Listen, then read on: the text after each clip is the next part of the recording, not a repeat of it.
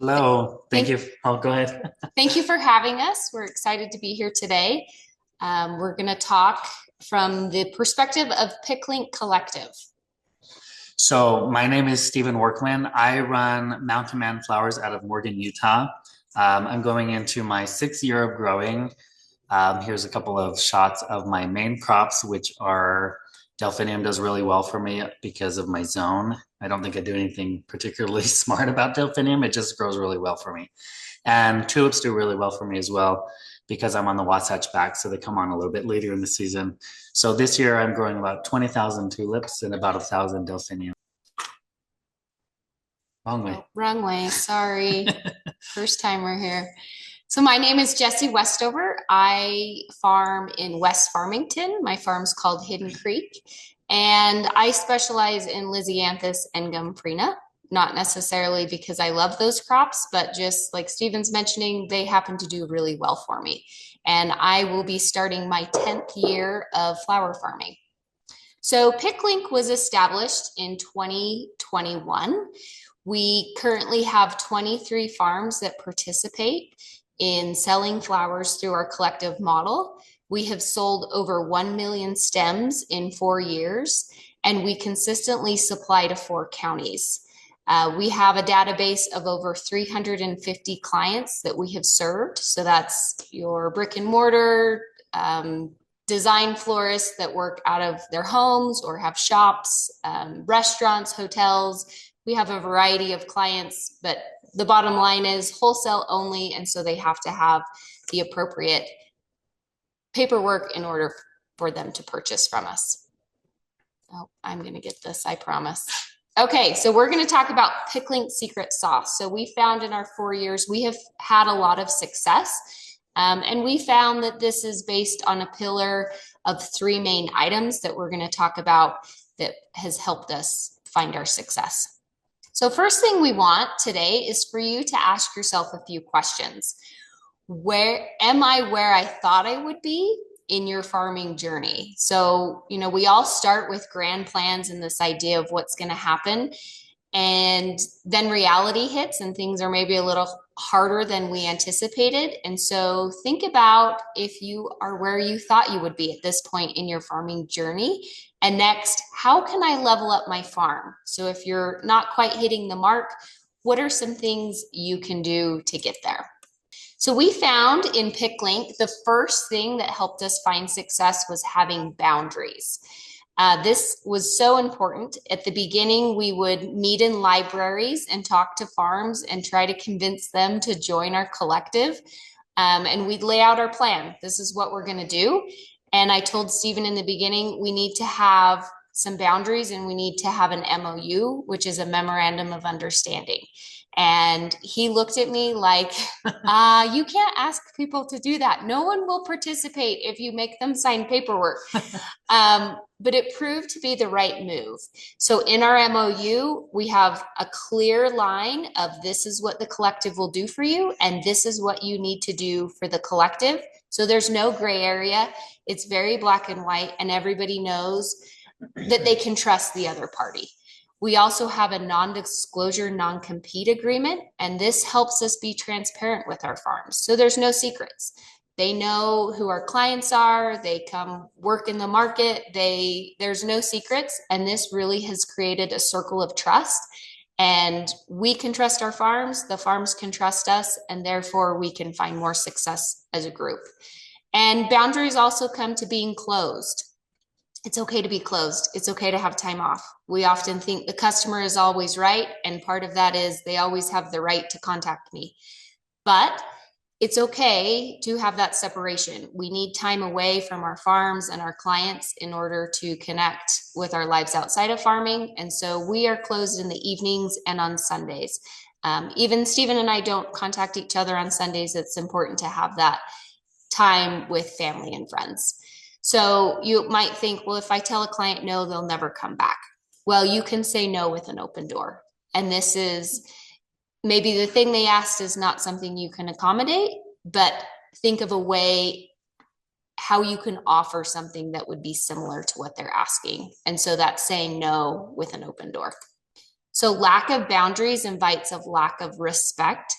So if you're finding in your farming journey that you feel like you're being walked over, that you're being walked all over and you're not finding the success you want, then maybe it's a moment where you need to stop and think, do I have boundaries and are they clear? And if you don't have them, it's time to start. So another key pillar for the success of Picklinq that we've really focused on is customer service. It's what keeps your customer coming back. People do business with those they know, like, and trust. So the first important thing is being your authentic self, unless you're grumpy, and then you need to hire it out. And we joke about that, but we all have different strengths and different personalities. And some personalities just find that they don't jive with that customer service experience. And that's perfectly fine. We don't force everybody into that customer interaction. So leaning into people who maybe have those skills and strengths, that's often through a collective. That's why it works so well for us. Another thing that we focus on is every year we have some kind of an upgrade. It's an upgrade in quality. Maybe it's an upgrade in the communication system that we're using, an upgrade in that customer service experience. So they keep being excited about coming back. People can buy your flowers from anywhere, but what excites them to come back and buy them from you? So an upgrade is one of the ways that we continue to pull them back in. And then having a really intimate understanding of the needs of your client is really key, so that when a client walks through that door, you already know their design style, you already have an idea of what's coming up in their schedule. We really want to develop a friendship with our clients so that it's a fun place for them to show up and they know that you've thought about them. So, maybe something that came in during that morning and I can pull it because I know this client's coming in and it's going to work well for her event, or it's just her style and she's always going to want to have that when she comes in the door, even if she didn't previously ask for it. So that's the key pillars of customer service for us. We find that clients and suppliers basically have the same needs. They're all human needs. We need time for our lives. We represent 23 farms, and the time it would take to visit all 23 of those farms would probably take more than a week to get to all of them. So the clients just don't have the time to go to all those farms. So bringing them all to one place, it also helps our growers not have to go chase around sales either. We also need quality, and we need quality that can be relied on. So we set standards for our growers on what they need to be bringing in, and then our clients can rely on what quality is coming in from all the farms, so that it's not just this farm is the best zinnias, it's more the collective has this high quality of zinnias. And so quantity is also the other thing that continues to bring our customers back. A lot of our customers are event florists, and while they would love to use one bunch that you brought to the market, if it doesn't scatter out through all of their designs, they may not be able to buy from you. So that's why working in a collective works well for the quantity, because it brings the similar quantity and quantity. And we laugh about it because we say it over and over again, but it really is the core of what gives us success. It's the quality, the quantity, and the consistency, so that everybody can rely on that source, not just our clients who shop from us, but also the consistency for our growers so that they continue to stay motivated to grow. And also ease of access. It has to be easy. If it's hard to shop from you, people aren't going to come back. Think about your own experience in shopping with other businesses. When it's difficult, whether it's a difficult person or a difficult process or not being able to find what you need, you often don't go back. And so we always keep that at the forefront of every change that we make. How is this going to be easier for everybody that works with us? So it all really comes down to communication. And how do you simplify your communication? So our buyers, in the beginning, they would just send me a list and I would put that onto a Google spreadsheet, and then everybody would make comments whether they could fulfill it or not, and then I would email them back and text them back. There was a lot of back and forth, and while it was a fun whack-a-mole game for me, it was stressful, and I would often drop the ball, which would end up in disappointed clients. And so we had to come up with systems that would automate this communication. So through our new system that we've developed, which is Picklinq Solutions, and we'll go into that more deeply, the buyers can actually upload an image. They can give us specific requirements, what they're looking for. They can give us notes. And those then all get pushed towards our growers, and they can look at all of those requests and look at the images. And we'll show an example of that later. They can request products 4 weeks in advance. We would love to be able to tell people a year in advance what we have, but that 4 week window is kind of the sweet spot in what our growers can feel like they can confidently provide. They can shop weekly from availability. So this is product that they know for sure is coming in for the following week. And then they can shop from that. And then they know when they show up at our door on Tuesday morning, it's going to be there for them. They can also access and those orders that they've placed beforehand. And so our growers, they start to fulfill these orders, and in live time, as those orders are fulfilled, the florist then can check the status. Okay, they fulfilled 4 of the 8 zinnias I need, and they can make adjustments as they approach the market day. And then as we fulfill those orders, we email out a sort of a pre-cart. So the day before they come to market, they'll be able to know exactly what to expect. So if they need to make arrangements with other wholesalers, they have time to do that. So communication is also important with our suppliers or our farms. We try to keep it quick and simple. We all have a lot going on. No one wants their inbox overflowing with messages and a million text messages that they've got to go back and try and organize. So we use Slack as our grower group, and it's a closed group. We have different channels in there, which helps us stay organized. We have, quick reminders, paydays coming up, reach out with questions. We have more interesting things like, hey, I'm growing this. Does anybody have a solution for this bug problem? And we also do group ordering through this Slack app. And so it's a great way for us to quickly communicate. We also do detailed monthly link ups. We call them link ups. And this is a way for us as a collective to share information. So we will do educational meetings and also data sharing. So each farm has access to see what they're selling and what's being thrown away on their farm. But what's more important is when we communicate what's happening as a group. And so then they can understand trends. They can see, okay, this color is not doing well. Or, you know what, 2 years ago, this flower, we never could have enough of it. And now as a group, we're throwing a lot of it away. And it also helps an individual farm to say, well, the group number is being thrown away higher than what my individual farm number is. So that means my farm is growing it better than other farms. So maybe I should be the farm to continue growing that. And those are all great ways to communicate to our farms what they should be growing for the future.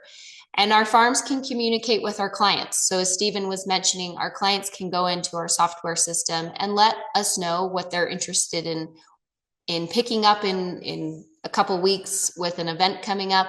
And these farms have access to see that. They see the images, they see the notes, they see the quantities, they see the colors that are being requested, and then they can go in and fill those orders. Therefore, they're communicating back to the clients, yes, I have this, and you can come pick it up on the day you've requested.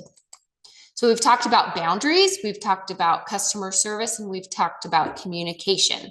And we found that all of these items have led to the success of Picklinq. And so this graph shows 3 farms that have participated with Picklinq for 4 years.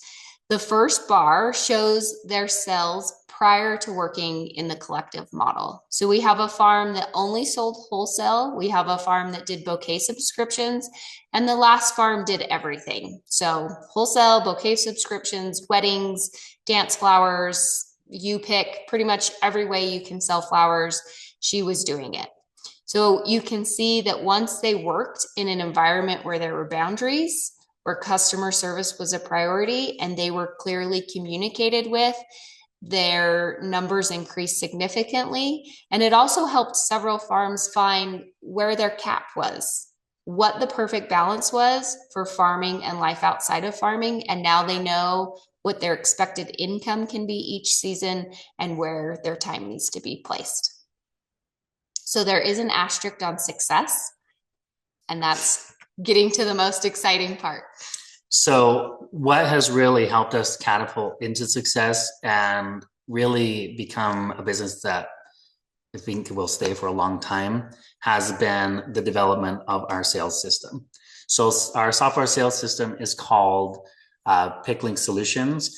And we're going to give you a little bit of a kind of a sneak peek as to what it looks like.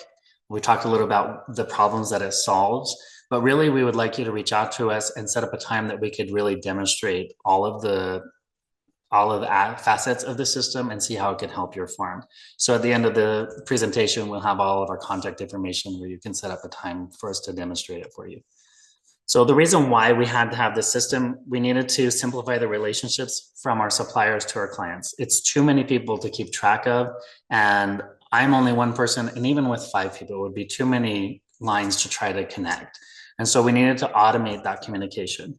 We needed to make sure that we had accessible data to everybody, not only our suppliers, but also our buyers, so that they can know where they're at with their budgets. They can look at historical purchasing to see what was in season during certain times. So as they're planning their events, and also so our growers can also make better decisions about what they're growing. And then to really spend time on what matters. For the florists is to focus on their artistry. For the growers is to focus on growing really good flowers. And we want everything to be in one place. In the beginning, we were on paper receipts, we were on Google spreadsheets, we were in text messages, we were in emails. It's too much. And so we needed it all to funnel into one system. And we also have found, as we've been presenting the system to other collectives, we needed flexibility to be able to not only run wholesale while we run wholesale, other collectives and even individual farms need the ability to run retail, so they can actually, now we have a retail percentage increase as well as sales tax. So it's a very flexible system for all sizes of farms, depending on what your sales needs are. So all of this brings us into the sales system. The clients and the growers are able to communicate.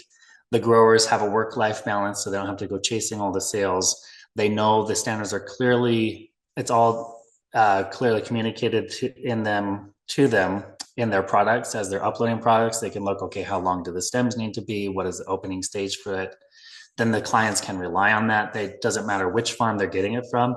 It all is dictated by how we set those standards so that they're getting quality, quantity, consistency. And Jessie's daughter always says, shut up about the quality, the quantity and consistency. But it really has been the thing that we just keep leaning on, because that's what helps us to stay in business, and it helps our florists to get excited to shop from us.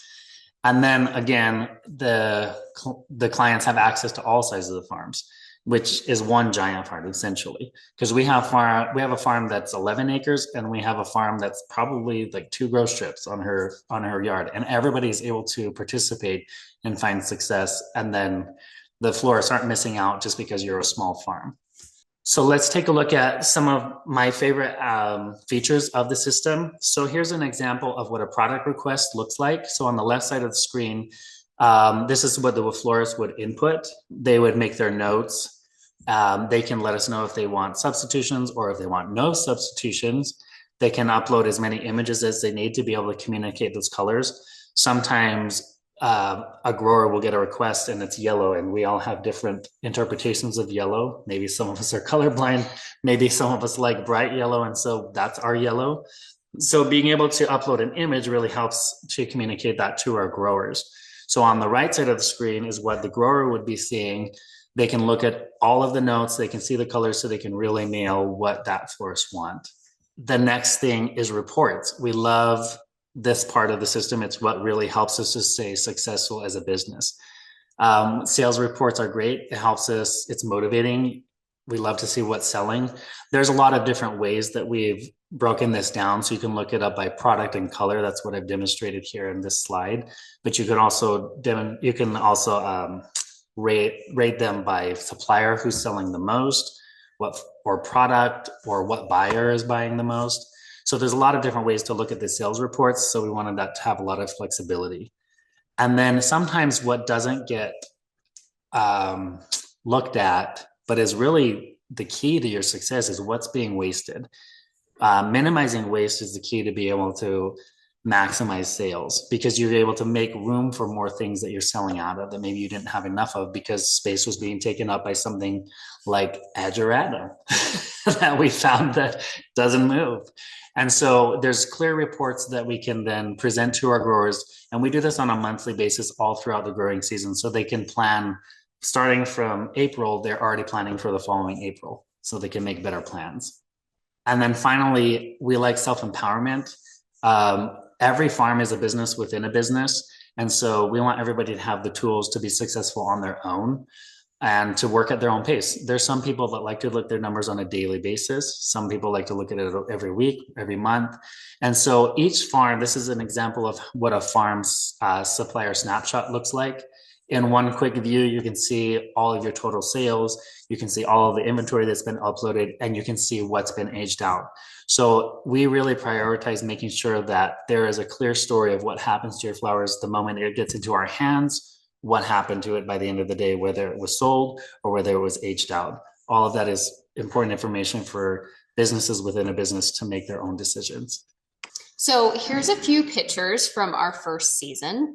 And we had the bottom one was in my garage. So we were open 2 days a week. We utilized my garage and cooler, and we borrowed a space from a florist in the beginning.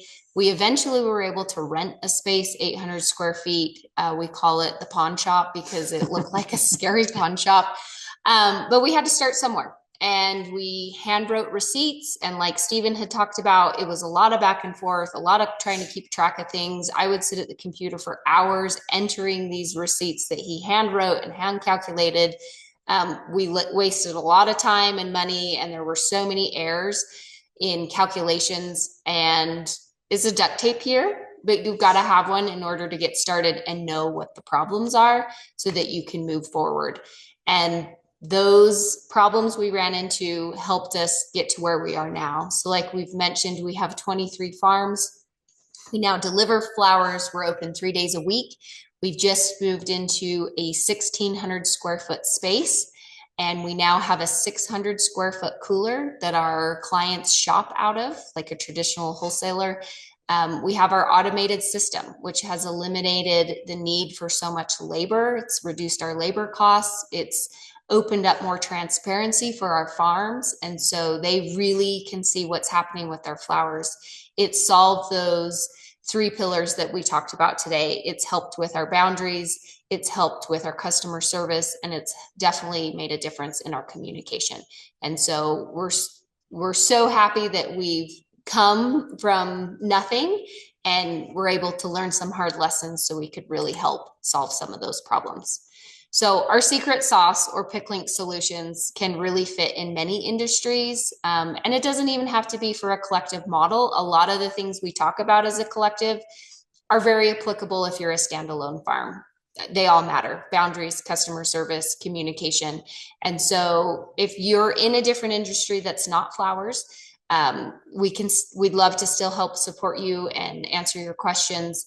And, you know, like Stephen mentioned, our system also does retail. So a lot of people like to do the farmers market, and maybe they have some wholesale clients on the side, but we're flexible because we understand that not every farm or group works the same way. And so you need to be able to adjust accordingly. So we started with some questions. We're going to end with a few questions. We want you to reflect. What are you lacking for success? Maybe it's your communication skills, your customer service, you're grumpy, and so you should hire someone else, or your boundaries. And are you achieving the success you envisioned? We pretty much asked that in the beginning. So now that you've heard some things, ask yourself that. And finally, could you benefit from some secret sauce? So could you benefit reaching out to us? If you want to talk all things collective, we're happy to hear it. Info@Picklinq is our email address. Or if you want to dive deeper into a software system, we have flexible pricing because we understand we're all in different stages and you have different needs. And so we can help accommodate that. And that would be solutions@picklinqsolutions. And we're ready for questions. Oh, well, thank you so much for your presentation here today. Quality, quantity, and consistency. You got it. It's been impressive to see your growth because I think I visited it in the first year and I was impressed then. And now to see what it's become, I clearly have to come back and take a look. So let's see here. There are two questions. One's in the Q&A and one is in the chat. The one in the chat asks, and see how you interpret this. Say one grower bids 300 and another wants the sales, cuts his price to 200. What happens? So I'm assuming that's when the florist puts up what they want. Yeah, we set the pricing for the collective. I'm guessing that they're asking about pricing. So as the collective, we set all standards for pricing. So that's part of the memorandum of understanding that we talk through it as a group. We come up with what is a good industry competitive price, and that's just set. And so you upload it we have 3 tiered pricing categories. So based on the quality standards that we provide for that pricing category, you just upload it to that and it's already a set price. So you could grow something that comes out as like a basic. So that would be a shorter stemmed flower. Standard hits in the mid-range, and then a premium. So premium, there are premium flowers, right? Which are taller, fuller, better. And so it's like, if they're on a budget, basics probably for them. Most of our florists find that standard is appropriate, but then obviously when you see something that's truly premium, they're willing to pay for it because it is superior. Yeah. So the florists are able to also request those standards as well. So if they have a budget, then they can shop within that standard category.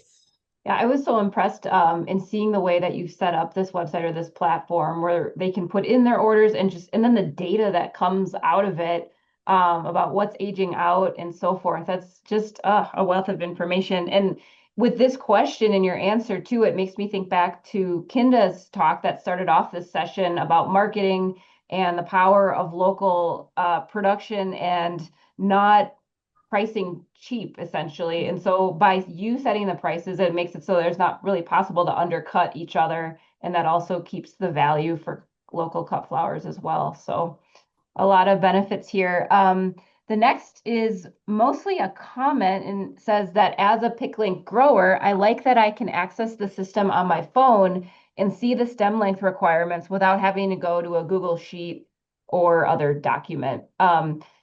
Since it's not a question, maybe I can elaborate on it and ask, how did you figure out what the stem lengths are and just what these grades should be? Duct tape year taught us a lot.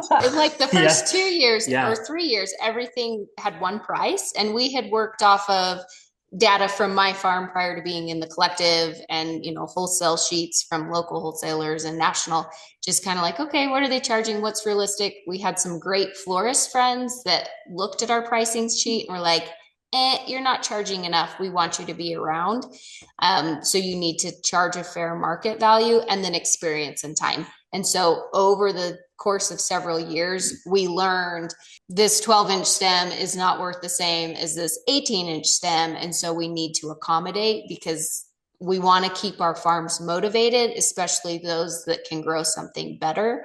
We want them to catch a higher price so that they're compensated correctly. So it took a lot of research on your ends in figuring those things out. Just trial and error. The biggest error we always found is we were undercharging. Sometimes we found we were overcharging. There was a couple of times where nobody said anything because they were being polite. Yeah. But when we went back and looked like, oh wow, that was way overpriced. Yeah, there was a moment our peonies were getting out of control. Way out of control. And then once we made that correction, then we moved more, right? When we found that sweet spot, then we were able to actually move the product. Yeah, so it goes back to data. When something's not moving well, we shift a price. And when we find that a price is moving it, then that tells us what we need to know. Absolutely. So we have to transition to the next speaker. Could you unshare your screen so he can start bringing his up? And then with that, just thank you so much for your time today.